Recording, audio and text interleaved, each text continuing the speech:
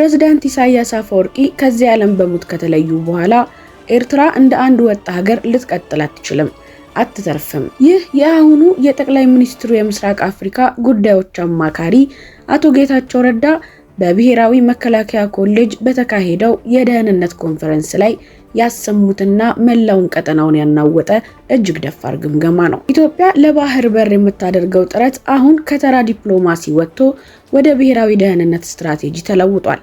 ባለፈው ዓመት የጦር ኃይሎች ጠቅላይ ኢታማዦር ሹም ፊልድ ማርሻል ብርሃኑ ጁላ የ200 ሚሊዮን ህዝብ ፍላጎት በ2 ሚሊዮን ህዝብ ጥቅም ሊታገድ አይችልም ካሉ ከወራቶች በኋላ አቶ ጌታቸው ረዳ የኤርትራን ህዝብ ቁጥር ማሽቆልቆልና የሀገረ መንግስቱን ቀውስ ለኢትዮጵያ ብሔራዊ ደህንነት ስጋት አድርገው አቅርበውታል። አስመራ በቀጥታ ጦርነት ፈንታ በቀላል ወጪ ኢትዮጵያን ለማዳከም የትኞቹን የታጠቁ ኃይሎች እንደ መሳሪያ እየተጠቀመች ይሆን? ከኢሳያስስ በኋላ ቀጠናችን ምን ሊሆን ይችላል?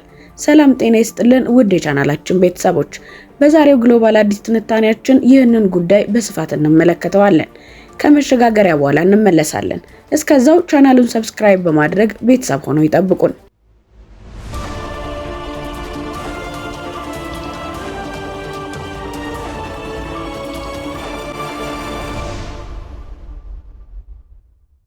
አቶ ጌታቸው ረዳ ገለጻቸውን የጀመሩት የኤርትራ ህዝብ ቁጥር 3 ሚሊዮን ነው የሚለውን ተረት ነው በማለት ውድቅ በማድረግ ነው። በጣም አስተማማኝ ምንጮችን ጠቅሰው እንደተናገሩት በአሁኑ ወቅት በኤርትራ ውስጥ ያለው እውነተኛ የህዝብ ቁጥር ከ1.9 ሚሊዮን አይበልጥም። ለዚህም ምክንያቱ መጠነ ሰፊ ስደት ነው። በአውሮፓ ካሉ አፍሪካውያን ስደተኞች መካከል 30 በመቶ ያህሉ ኤርትራውያን ናቸው። ከከረን ከተማ ይልቅ በካምፓላ የሚኖሩ ኤርትራውያን ይበልጣሉ ብለዋል።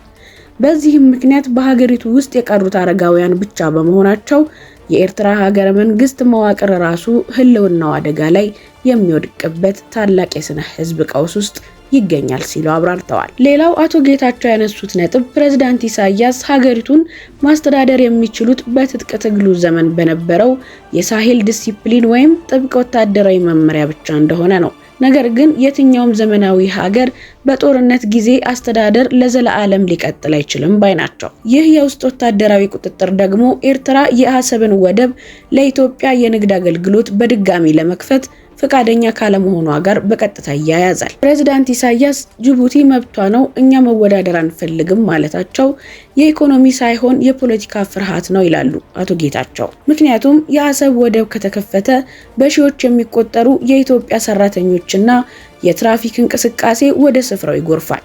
ይህ የኢኮኖሚ መነቃቃት ከተፈጠረ ደግሞ አሁን በኤርትራ ውስጥ ተቆልፎበት ያለው ወጣት ነፃ ስለሚሆን መንግስት ያለ ገደብ የሚከተለውን የወታደራዊ አገልግሎትና ማዕከላዊ የፖለቲካ ቁጥጥር ማስቀጠል አይችልም ሲሉ የደህንነት ሚስጥሩን ገልጠዋል። አቶ ጌታቸው ረዳ እንደገለጹት ኤርትራ በሰው ኃይልም ሆነ በቴክኖሎጂ ከኢትዮጵያ ጋር ቀጥተኛና መደበኛ የጦርነት ፍጥጫ ውስጥ የመግባት አቅም የላትም። ያለፈባቸውን የቲ54 እና ቲ55 ታንኮችን ይዞ መደበኛ ጦርነትን ከጥቂት ቀናት በላይ መቋቋም አይቻልም፣ ስትራቴጂክ ዴብዝም የላትም ብለዋል። በመሆኑም አስመራ ከግብጽ የተማረችውን በቀላል ወጪ የፖለቲካ ዓላማን የማስፈጸም ስትራቴጂ ትከተላለች። ይህም በቀጥታ ከመዋጋት ይልቅ በኢትዮጵያ የውስጥ ግጭቶች ውስጥ እጅ ማስገባት ነው። አቶ ጌታቸው እጅግ ጠንካራ ቃላትን በመጠቀም ፕሬዝዳንት ኢሳያስ የራሳቸውን ህልውና ለማስቀጠል የኢትዮጵያን አለመረጋጋት ብቸኛ ዋስትና አድርገው ይወስዱታል ብለዋል። ለዚህም እንደ ፋኖ፣ የኦሮሞ ነጻ ጦር እና በቤንሻንጉል ያሉ የታጠቁ ቡድኖችን እንደሚጠቀሙ ጠቅሰዋል። ይባስ ብሎም ዛሬ ላይ ኢሳያስና ህወሓት ሳይቀሩ የኢትዮጵያን ሰላም ለማናጋት በአንድ መድረክ ላይ የተሰለፉ ሆነዋል ሲሉ ከባድ ክስ ሰንዝረዋል። ታዲያ ኢትዮጵያ ለዚህ ምን ማድረግ አለባት ለሚለው ጥያቄ አቶ ጌታቸው ረዳ ሁለት መሰረታዊ መፍትሄዎችን ያስቀምጣሉ። የመጀመሪያው የውስጥ ደህንነትን ማጠናከር ነው። የሌላ አካል ድክመት ለኛ ጥንካሬ ሊተካ አይችልም ይላሉ።